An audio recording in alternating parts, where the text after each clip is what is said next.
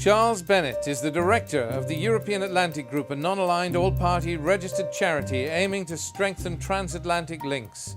An international affairs and security specialist, he was previously an army and police officer with extensive experience of internal security and anti-terrorist operations and training in Zimbabwe and Northern Ireland. Among his specialities are political and military research and analysis, election planning, supervision and observation, counterinsurgency operations and training, and counterterrorism. With Mr. Bennett, we will be discussing three issues: the role of nuclear weapons in the Indo-Pakistan arena, the situation in Somaliland, and the ongoing war in Yemen.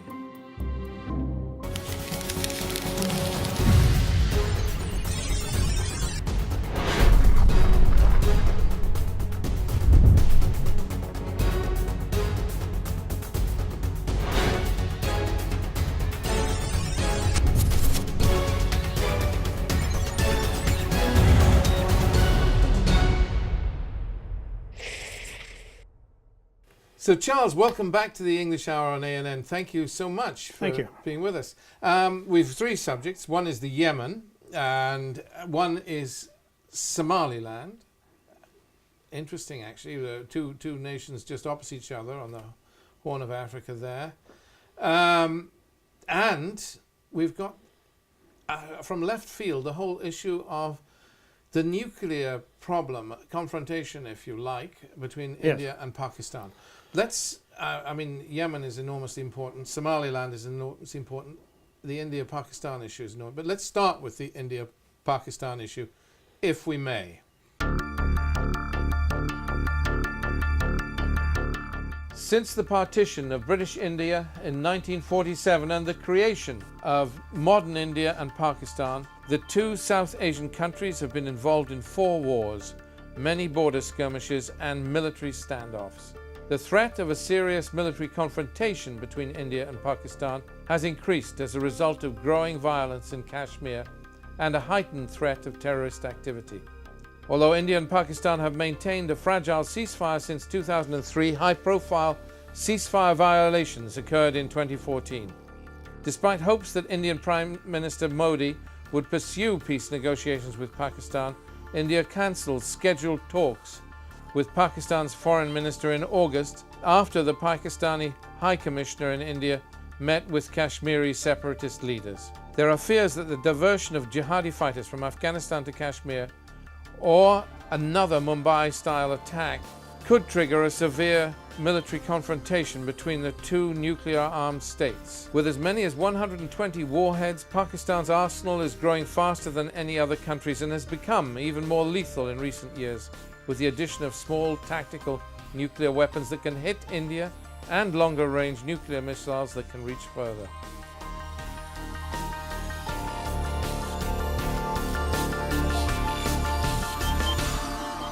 So Charles, India and Pakistan. Indeed. In terms of nuclear weapons and the threat of nuclear war, we in this country and in Europe and North America in general have really only seen the threat in terms of the Soviet Union in the past, Russia today, and a NATO-Russian conflict, and to some extent, of course, China and the United States. But for many years, people have overlooked the fact that the most serious threat of nuclear war probably doesn't involve any of what are regarded as the major nuclear powers, but actually involves India and Pakistan, both of whom have significant and growing nuclear arsenals. And it's the threat of nuclear war there is much more likely than between the great nuclear powers as popularly conceived, because of the very strange nature of the Indo-Pakistan relationship, because of the nature of the Pakistani state, and because of the possibility of all sorts of unpredictable actions triggering nuclear war without any decision by either India or Pakistan to use nuclear weapons. Now, Pakistan has a growing nuclear arsenal. I think we'll soon have more warheads than the United Kingdom. And more alarming than their possession of these weapons is the way in which they would intend to use them. Now, India, by virtue of its size, is always going to be immensely superior to Pakistan in terms of conventional military forces. Yes. And that's in spite of Pakistan, as you know, spending a huge and disproportionate amount of its budget on its armed forces, both conventional and nuclear. But the Pakistanis aren't stupid, of course, and they realise that they can't ever match India's conventional military strength. And therefore, they have a dangerous reliance in terms of their strategy on their nuclear weapons. It's the fastest growing.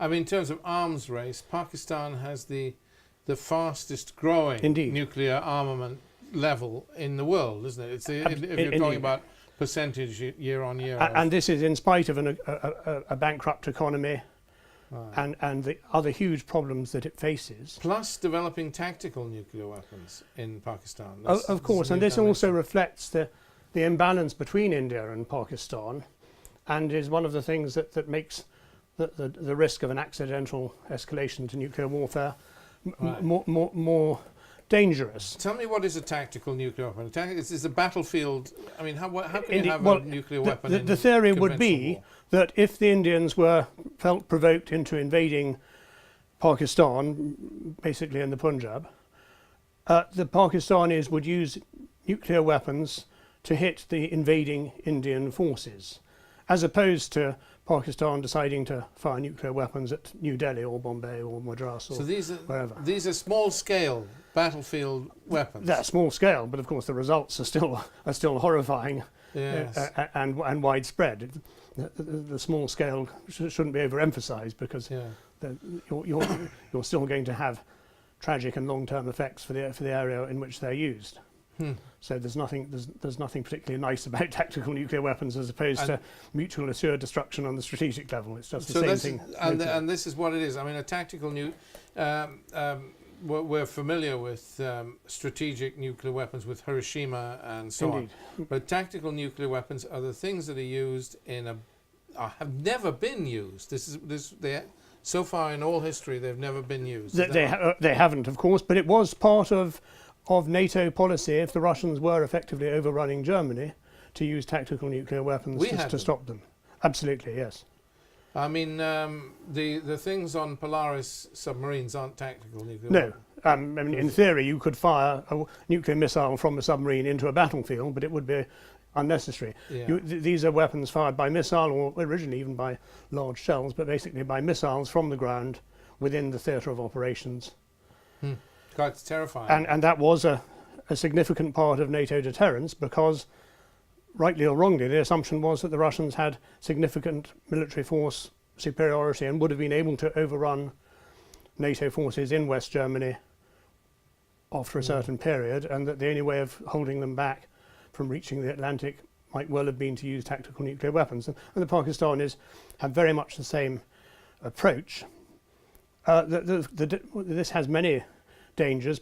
If you have tactical nuclear weapons, you actually leave the decision to use them at a lower level, at the level of the commanders in the field eventually, rather than it being a political or national decision. Yes. And therefore you probably make it more likely that they will be used. Did we do that? Eventually it would have come down to it. If you lose communications, you have to have the commander in the field has to be left with the ultimate authority. So there would have been a policy as to when they could have been used. Right. But the final decision would have to be the command. I don't mean a very local commander at a tactical level, but it would have been a military command decision. Interesting. In terms of India and Pakistan, we've had 4 wars, haven't we? 4 major wars since independence in '48 between these two nations over Kashmir. Primarily and the Kargil. Yes. And now we have this line of control in Kashmir, which is really a ceasefire line. It's not. There is no political agreement between India and Pakistan. Entirely, and though rarely reported on in the West, if not daily, certainly weekly, there are exchanges of fire which both sides blame on each other. And usually these peter out with military and civilian casualties on one or both sides.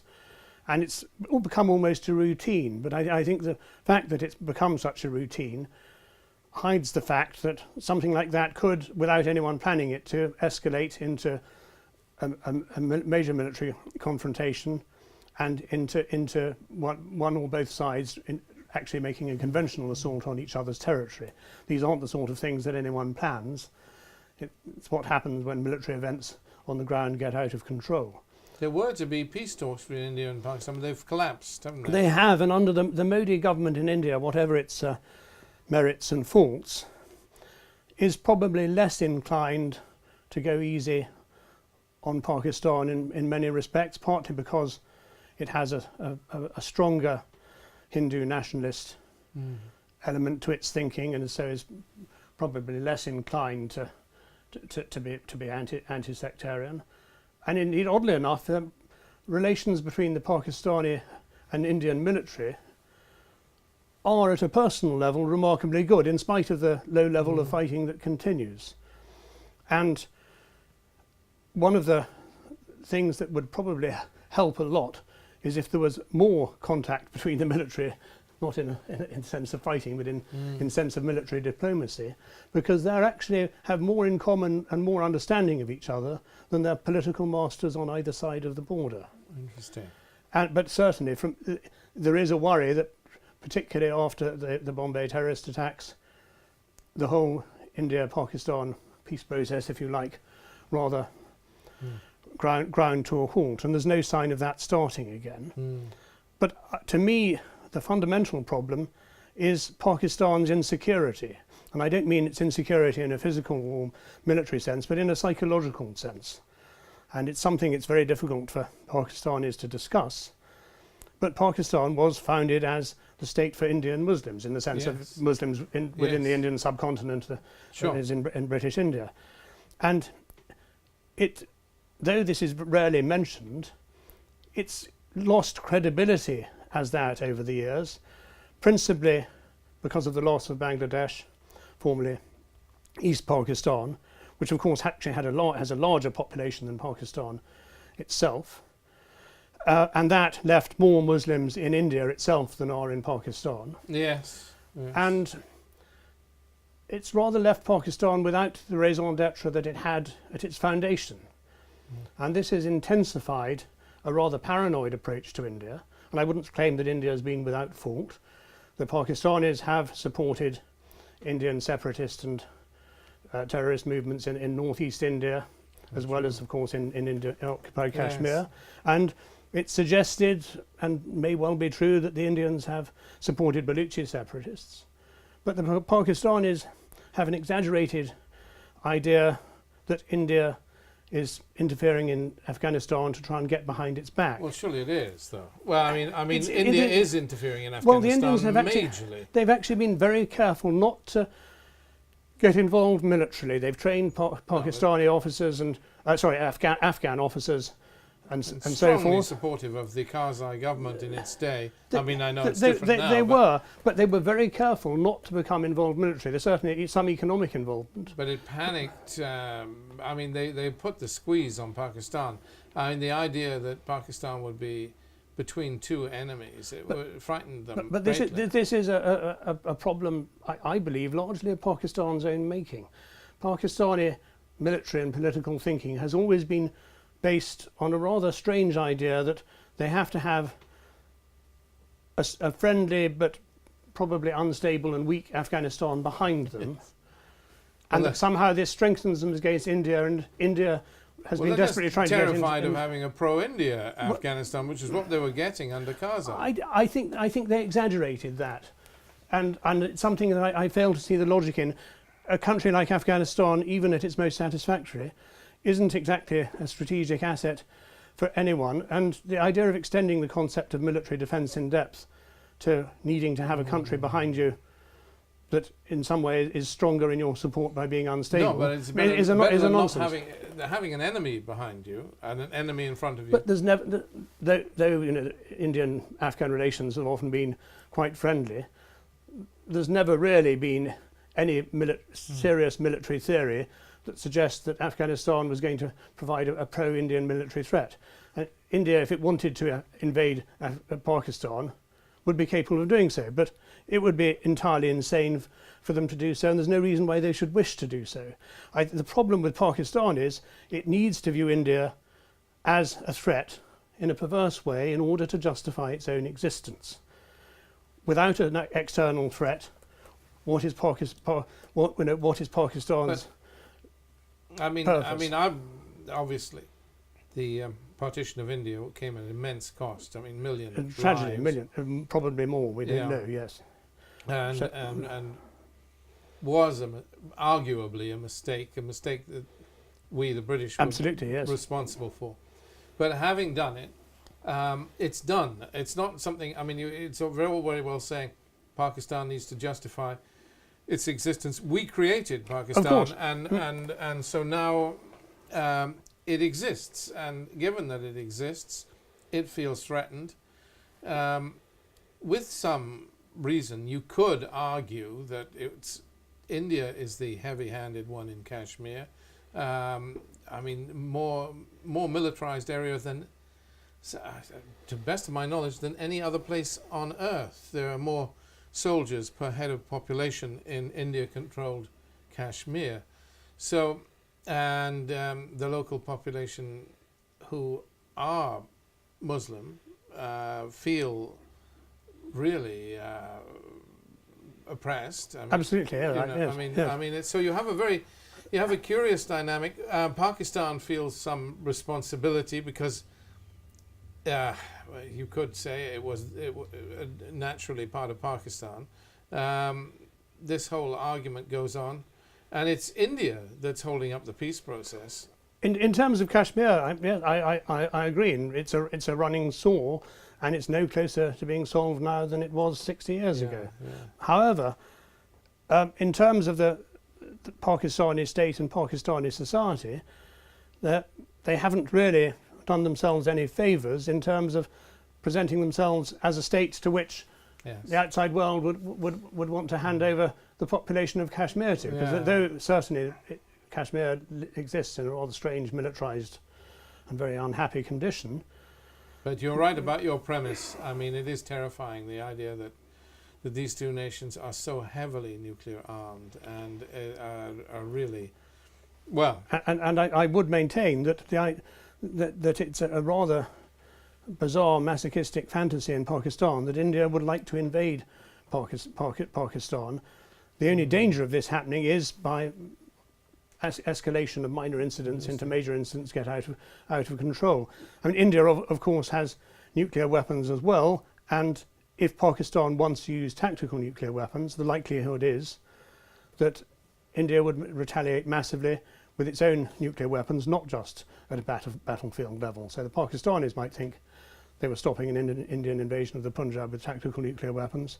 We would then have an all-out nuclear war almost inevitably. Well, this is a huge danger for the world, and the consequences are terrifying. And we're in a situation now where I don't know. I mean, are we going to see nuclear proliferation on a new scale, with more countries going for nuclear power, which can lead to nuclear weapons, both in the Arab world and in Iran and so forth? Well, of course, and this is one of the interesting links. Pakistan has been backed in various ways by Saudi Arabia and was backed in its illicit nuclear weapons program by the Saudis. And as an unspoken, or certainly unwritten part of that cooperation, though the Saudis themselves have no nuclear weapons that we're aware of within Saudi Arabia, there's little doubt that the agreement includes Pakistan supplying Saudi Arabia with nuclear weapons if it should demand them and if it feels it needs them. And in relation to Iran, of course, that is increasingly likely to be the case. And in a sense, you could argue that that's the historical path that has always been followed. I mean, India developed its own rocket system, the Agni, but Pakistan bought its rockets off North Korea, and so this is how these technologies spread. And indeed, because Pakistan was buying a ready-made rocket delivery system for its nuclear warheads, it has been for some years way ahead of India in terms of the nuclear race. It's only, I mean, India presumably now caught up, but indeed, and has the capacity to do so even more. Pakistan has, of course, played a dangerous double game in relation to Afghanistan, and though America in particular is wary of upsetting Pakistan is precisely because they're a nuclear power and perhaps rather an unstable one, the United States is showing more and more interest in India and has closer and closer defence and other relations with India, which inevitably can only increase the Pakistani sense of paranoia and encirclement, but they have rather brought this on themselves, as we have to this day a continuing double game being played by Pakistan in relation to Afghanistan. You're harsh on Pakistan. They gave in to Bush's ultimatum of you're with us or against us under Musharraf, but actually, though they said they were with us in the sense of the United States, they continued to back the enemy they were fighting with one hand with the other. So it is difficult for anyone to maintain a long-term strategic relationship with Pakistan when the present is uncertain, let alone the future. The they have a difficult road to... They do, but India, because of its economic strength, is growing as a regional power and as a naval power, and is far more significant internationally in the region than it was. And the historic links of India with Russia are still there to a limited extent, but much less so than in the past. Whereas as part of the same links, China maintains links with Pakistan for its own purposes, not because of any... Very often economic imperialism. Economic, indeed, and the attempt to... Whether even the Chinese can achieve their aims remains to be seen, but their attempt to build a sort of economic corridor or transport corridor right the way through Pakistan down to Baluchistan is ambitious, and the Pakistanis, I think, are probably expecting more from China than the Chinese are really interested in providing in terms of strategic support. Well, we must. I mean, it is interesting. You make us aware of this grave danger of tactical nuclear war escalating into something worse in this arena, and it's something we really should be aware of. And I'm grateful. We have to move on. We've got. Indeed. I mean, we have talked for a little about this very serious issue, and we have two other issues to engage our attention. Somaliland. Somaliland was independent for a few days in 1960 between the end of British colonial rule and its union with the former Italian colony of Somalia. More recently, Somaliland unilaterally declared independence from Somalia in 1991 after the overthrow of then Somali dictator Siad Barre. Though not internationally recognized, Somaliland has a working political system, government institutions, a police force, and its own currency. It has escaped much of the chaos and violence that currently plagues Somalia, although attacks on Western aid workers in 2003 raised fears that Islamic militants in the territory were targeting foreigners. Still, poverty and unemployment are widespread. The economy is highly dependent on money sent home by members of the diaspora. Somaliland has a strong legal case for recognition because it sticks to old colonial borders favored by the international community. Increased financial security may also support its bid. In particular, serving as a trade route for Ethiopia could strengthen Somaliland's attempt to gain recognition from its neighbors. But there are limits. It seems that Somalia's government is committed to maintaining a unified nation. Furthermore, the African Union is concerned that acknowledging Somaliland could create momentum for other separatist bids, and thus far none of its member states have shown any inclination to recognize this territory.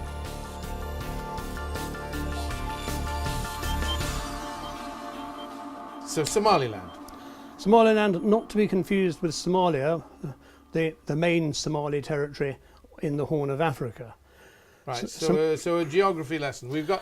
Somalia is or what was Somalia, because now Somaliland has been hived off, isn't it? Somaliland is in effect independent.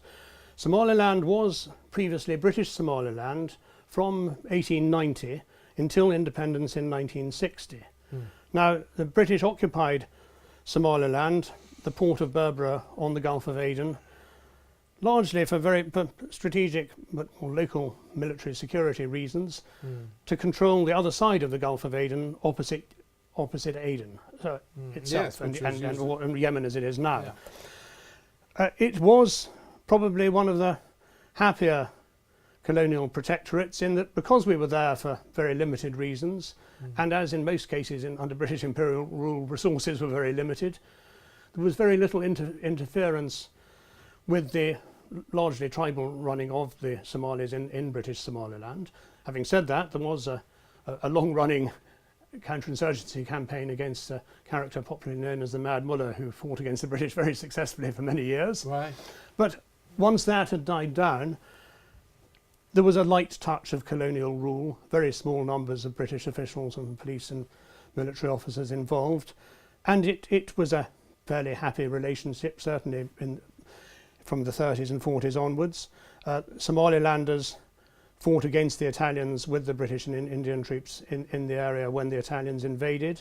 They carried on fighting the Italians until we got back and chased the Italians out of Somaliland, something that they're rightly proud of.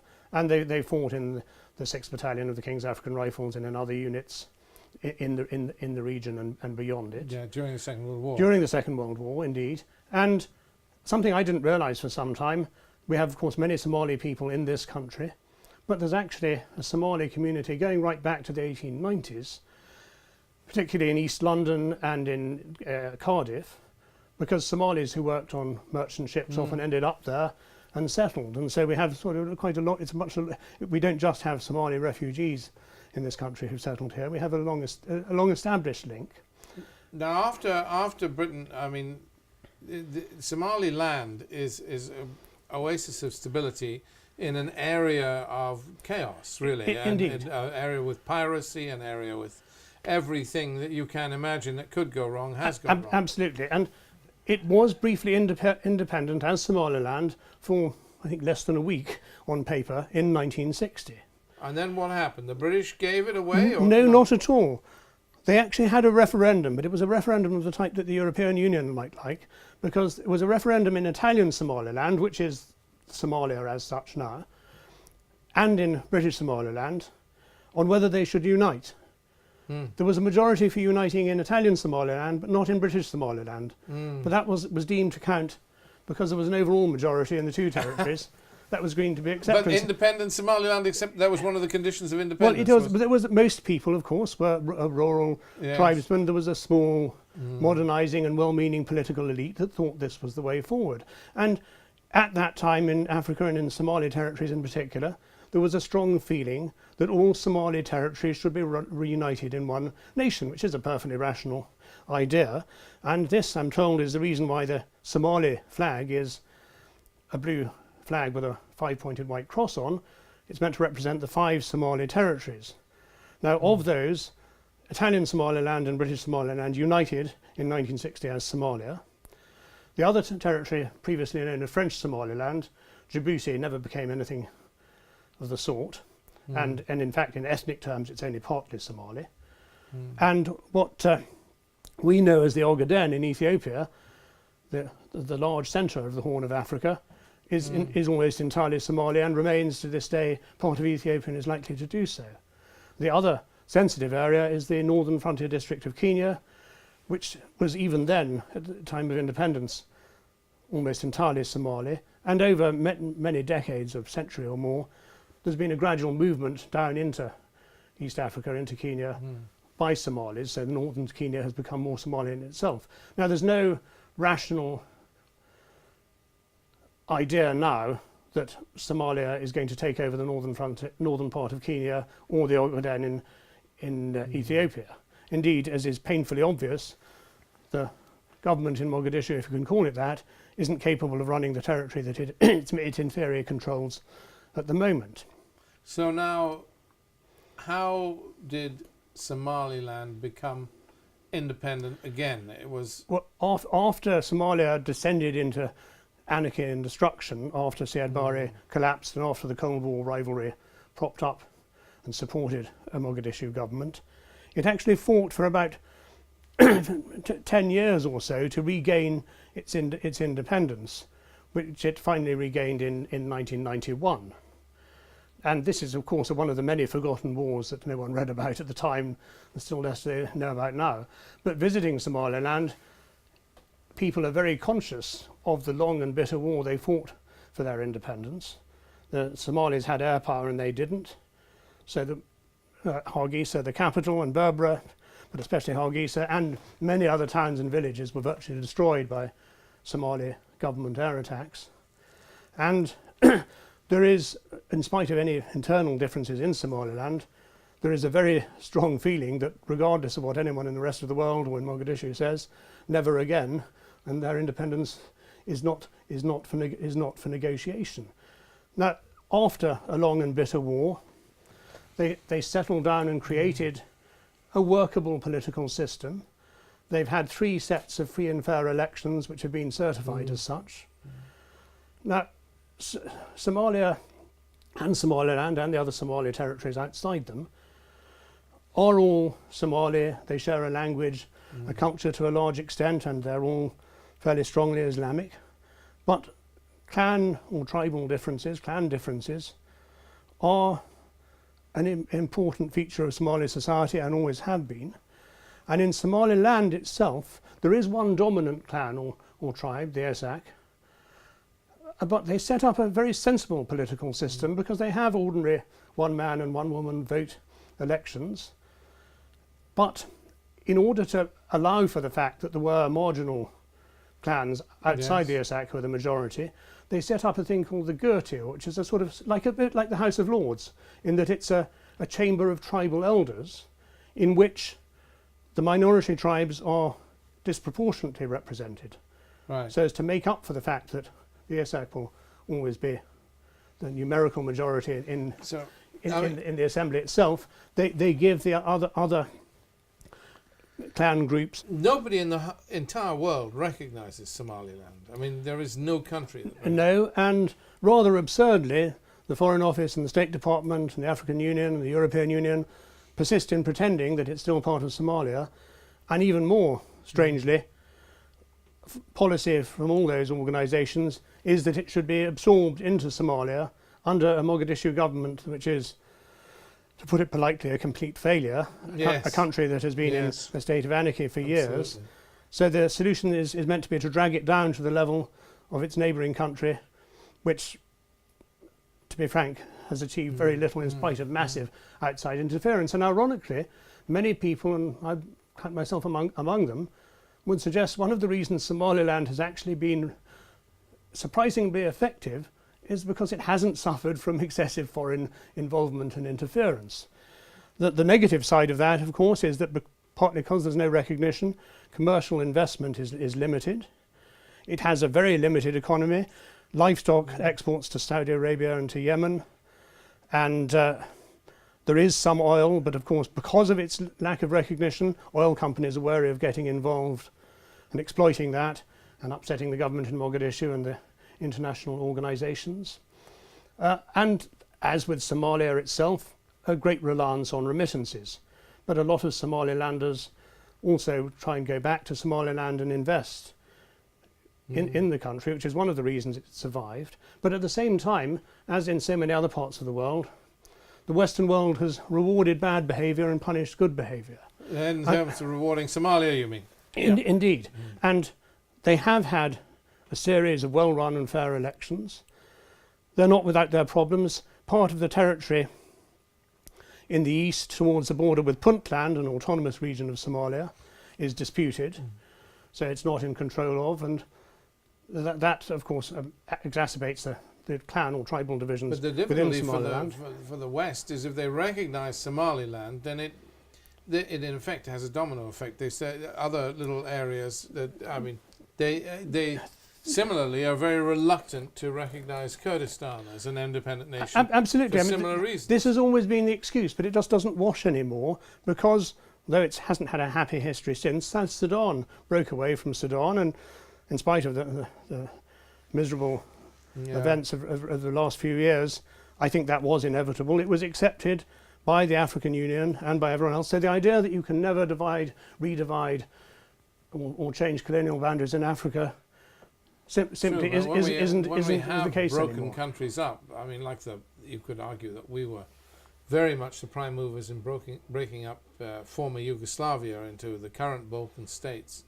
It was at the immense cost in terms of human suffering. I mean, is there a risk of triggering if you recognized Somaliland, then Somalia might feel it had to do more, and Somalia is quite simply isn't capable of running its own territory. Certainly the government in Mogadishu would not be happy, but I think once things settle down, they would develop in practice perfectly good relations, and it would be to the benefit of Somalia itself to have a stable and prosperous Somaliland. But the absence of recognition and of outside support exasperates a lot of Somalilanders, especially in relation to Britain, who they regard as our old friends, and why aren't you talking to us anymore?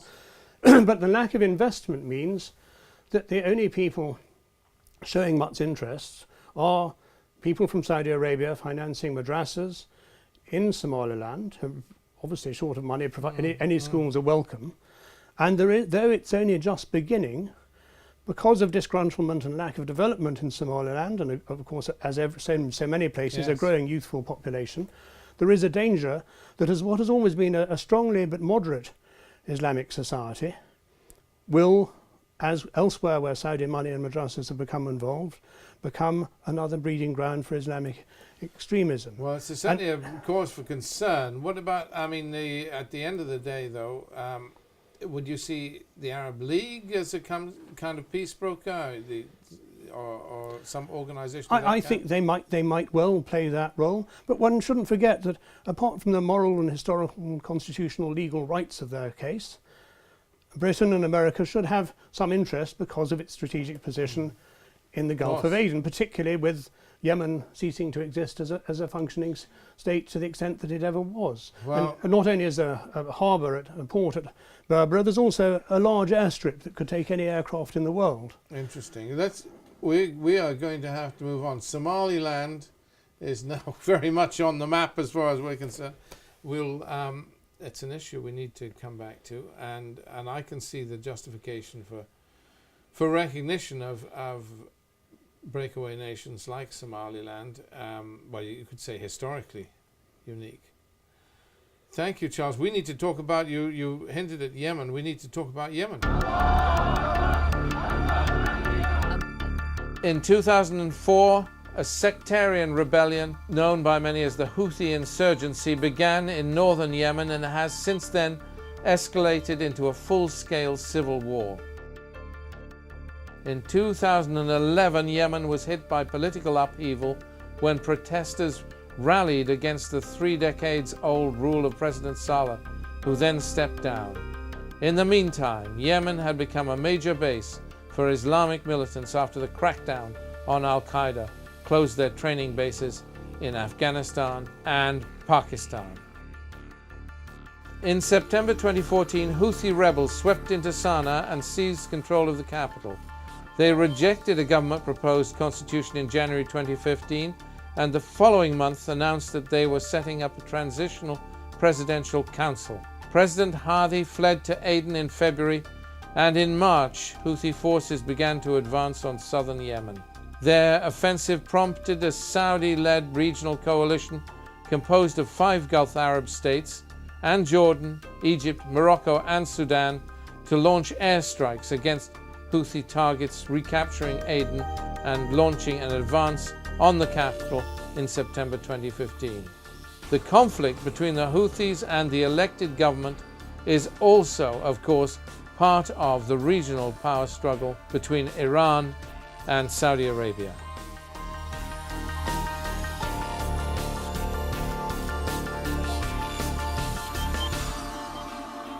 So Yemen, Charles, what about that? Indeed, I think the first point to make is that everyone's quite naturally and strongly aware of the crisis of migrants, whether refugees or not, into Europe from North Africa, the Middle East, Afghanistan and elsewhere. A hideous humanitarian problem that, regardless of one's views on the solution, it simply on humanitarian terms requires a lot of attention. The first thing to remember about Yemen is that there's an ongoing and hideous humanitarian crisis there, and this is something that the rest of the world tends to ignore, and unfortunately anywhere where journalists can't get to very easily tends to be forgotten very rapidly. Well, it's impossible to get to. If it's not reported on, it's not happening. Yes. And I think that's something, regardless of one's point of view, one should be aware of.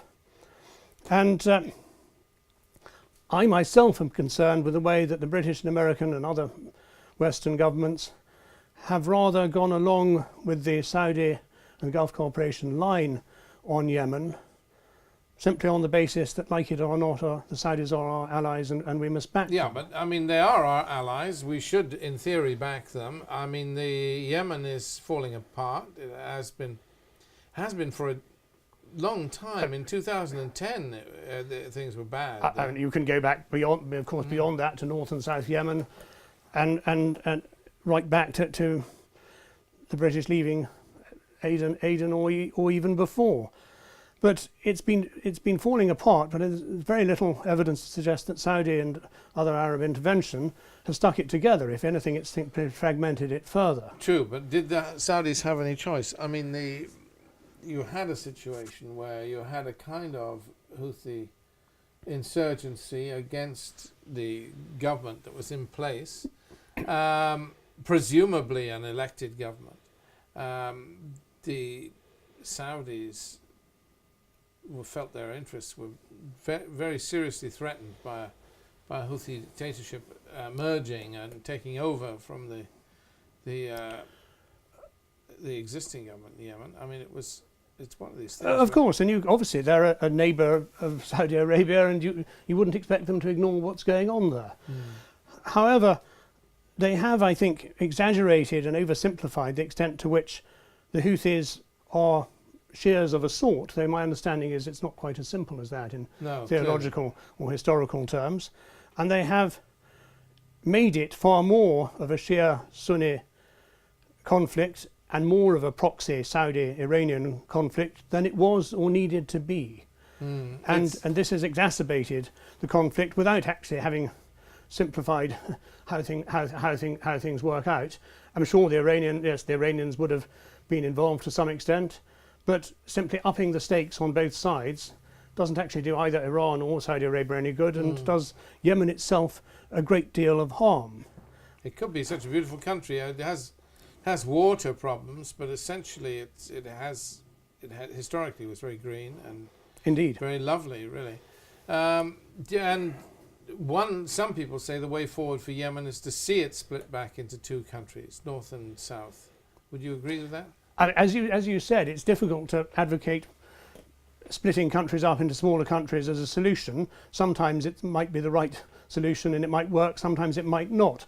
And even within North Yemen itself, or the former North Yemen, there was fragmentation and is fragmentation within it. So that in itself isn't going to solve anything. I don't know if you can say that that's the answer.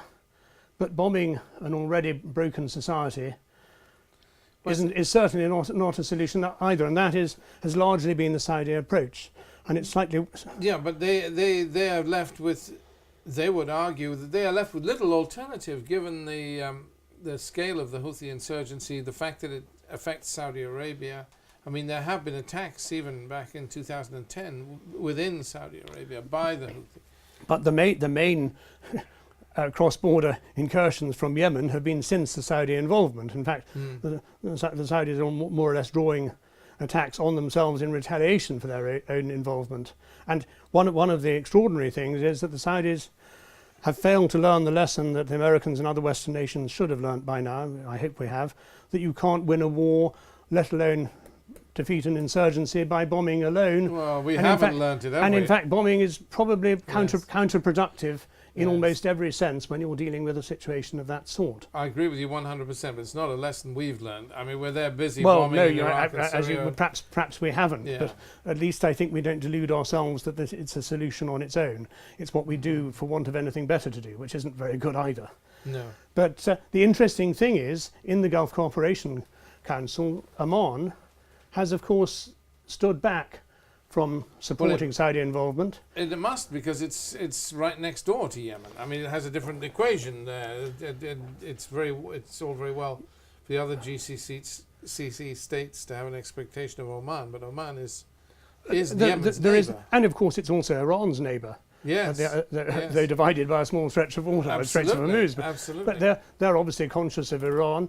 But more to the point, I think, they, as you know, had a long-running insurgency, which they did defeat, but not by bombing or by air power. And I think they have a rather more intelligent and sophisticated understanding of the military problem as well as the political problem, because they're neighbours, and realise this isn't the way to do it if you're going to do anything at all. Sure, that's right. Absolutely right. So we, and the Houthi as Zaidi, often described as Shiite, but they aren't really Shiite. Well, I'm anything but an expert from what little I understood of it. No, it's not really that. So they're being adopted as proxy Shiites by the Iranians as a good way of getting at the Saudis. But then the Saudis have, I'm afraid, left themselves wide open to this.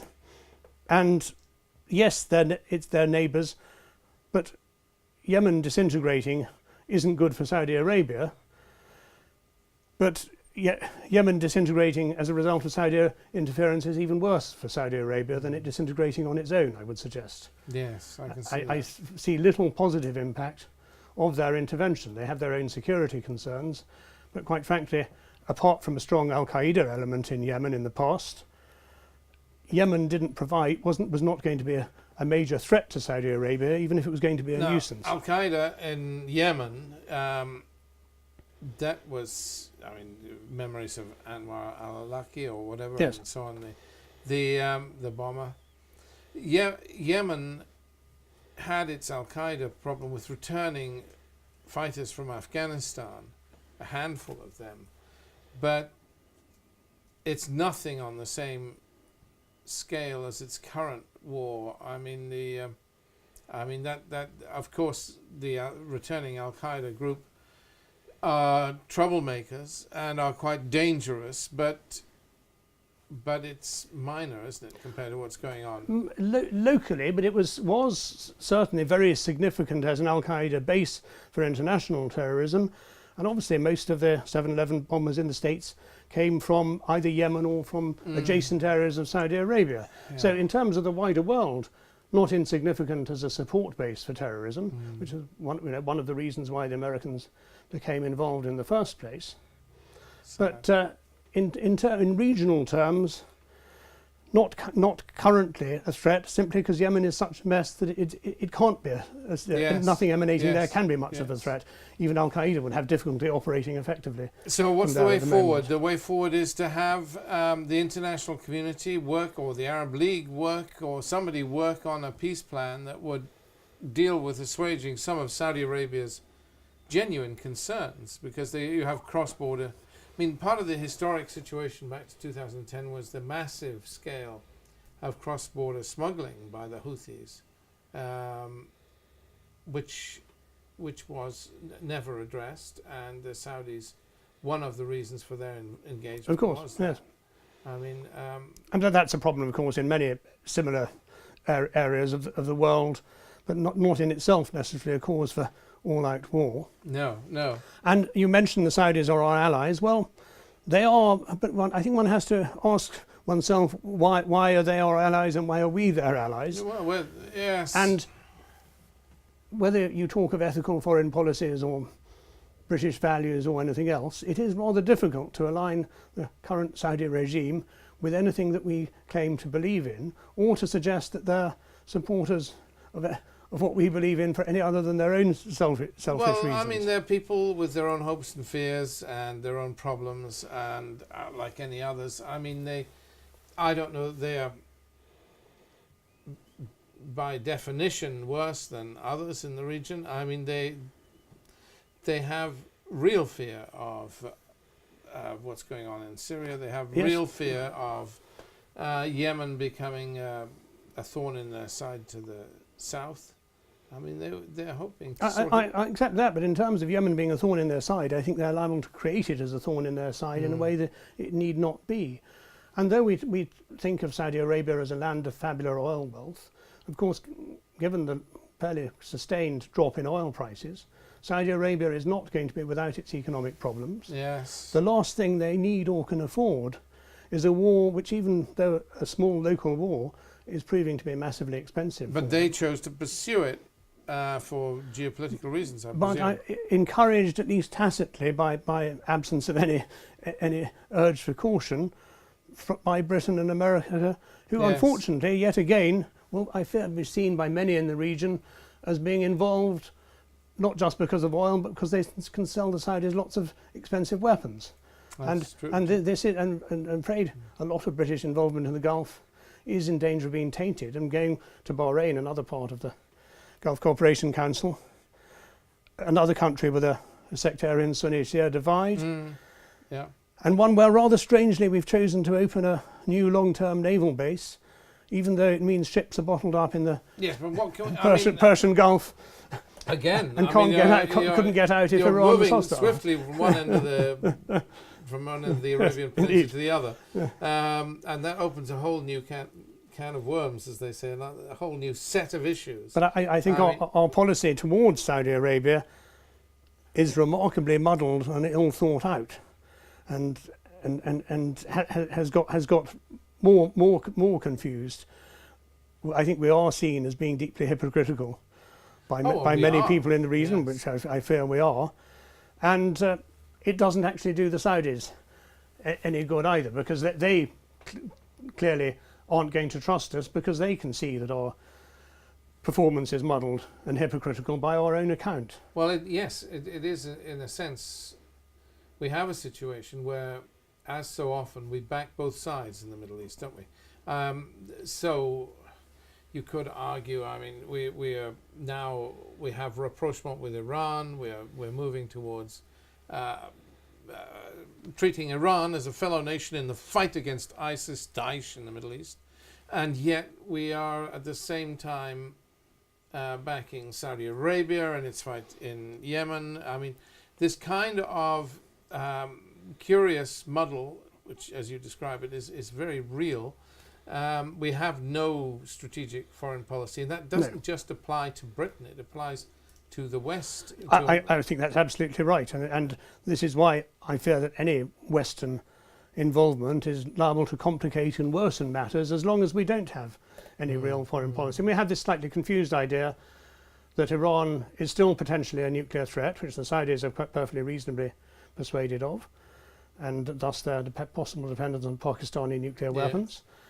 And at the same time, you have rather extraordinarily optimistic people who think that the Iranian nuclear problem has been solved and we can now all be best friends, which I think the Saudis are understandably sceptical of. Yes. But again, it's yet again mixed messages and a confused policy that, whatever one's view of the Saudi regime, understandably caused them quite considerable disquiet and is going to make them feel Makes me smile. much more insecure than they do anyhow. Charles, you commit a cardinal sin now. I'm going to say it. I'm going to say it because I've said it before. You call it the Saudi regime, and other people will talk of the Syrian regime or the Israeli regime or the Iranian regime or this regime, the Libyan regime, or fair comment. You know, it's a word that's used when we want to be disparaging about the government we're talking about, and we should avoid it. Really, we should say the Saudi government. No, I accept that. You're right. I wasn't particularly conscious to say so, but it's a valid point. But having British media commit this sin all the time. Having said that, if we're great believers in democracy, no one can pretend that the Saudi government is a remotely democratic government in our terms. It's a kingdom. You can call it, I mean, you have more justification in calling it, if you want to be technical, a dictatorship rather than a regime. But it's a kingdom. Yeah. So, you know, I mean, I hate the use of these words. Yes, I think that's a fair criticism. But anyway. Entirely. No, I'd accept that. Yeah. But I think that this is part of the problem. We aren't confronting the contradictions between what we claim to be our aspirations on behalf of people around the world who may or may not share our aspirations for them, for democracy and other things, with what's meant to be a hard-headed, tactical foreign policy, often in direct conflict with that. Well, and I think it's one of the things that's disgraced this country and others. It has. But it's complete muddle and hypocrisy over not just Saudi Arabia, but over many other countries and events in the region. People would probably respect us more if we stuck firmly either to supporting governments because they're our friends and we don't care whether they're democratic or not. Well, that's the French approach. Indeed, or if we said politely that, well, no, we don't really want to deal with you because of the way you behave, which would be equally respectable, whatever its result. What I would hope is that we would become peace builders. Nations in the West have a responsibility. We've caused so much disruption in the region. We have a responsibility now. And Yemen is a case in point where countries like Britain, the European States, European Union, America, who are not really directly engaged, could be the peace builders, could actually do something positive. It would be nice to think so, but it all too often seems that we haven't learnt any of the lessons of our past errors. And that though it's often different, modern intervention isn't necessarily any more constructive or helpful than former imperial intervention. And certainly in Yemen, I think there's a case in point where policy hardly has existed. It's simply to go along with what the Saudis are doing and treat the Iranians with suspicion, which they may well deserve, but it is in contrast to our view of them in terms of recent nuclear negotiations. It's more than the Saudis. Yemen has been, in some shape or form or other, I was looking at a report about Yemen from 2010, 5 years ago or more, and it was in a miserable state then. Oh, certainly. And it has been a miserable state for many years. Poor Yemen. Well, God grant that we will become peacemakers, that there will be some resolution of this miserable situation. Charles, thank you. Thank you for being our guest on ANN television. And thank you very much. Many guests again, because this is not the first time. And you are superb. We keep having you back and talking about different subjects. And there's too many. The trouble is, with this broken world, there are too many subjects to talk about. All too many, and much. I wish I could find something to be more cheerful and optimistic about if we meet again. Well, thank you, Charles. Thank you very much. Thank you very much.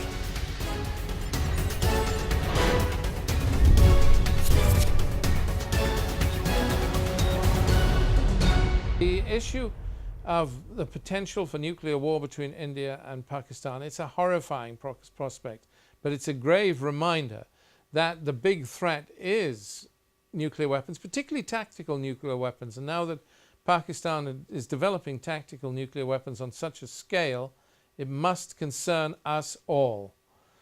Then we have the whole issue of, the issue of Somaliland. Now there's a unique case in point. Do you think that countries like Somaliland should be recognized, should have a recognition? Remember that if a nation like Somaliland gains recognition, then Kurdistan next. I mean, absolutely. Can you deny the Kurdish right to independence and say Somaliland has a right to independence? So these are very sensitive issues, and again, issues that concern us all. And finally, we have the whole issue of Yemen. Poor Yemen. You look at what's happening in Yemen, what's happening to Sana'a, and you would weep. Is this necessary? I suppose, there are real concerns that countries like Saudi Arabia have about the future of the region. It's their region. What do you think? What is your opinion about the whole Yemen crisis? How do you think we should be responding? How should the international community respond to the crisis in Yemen? Please email us at ANN Satellite Television. We would be grateful here on the English Hour to have your opinions, to hear what you think. The email address is here at the bottom of the screen at the moment.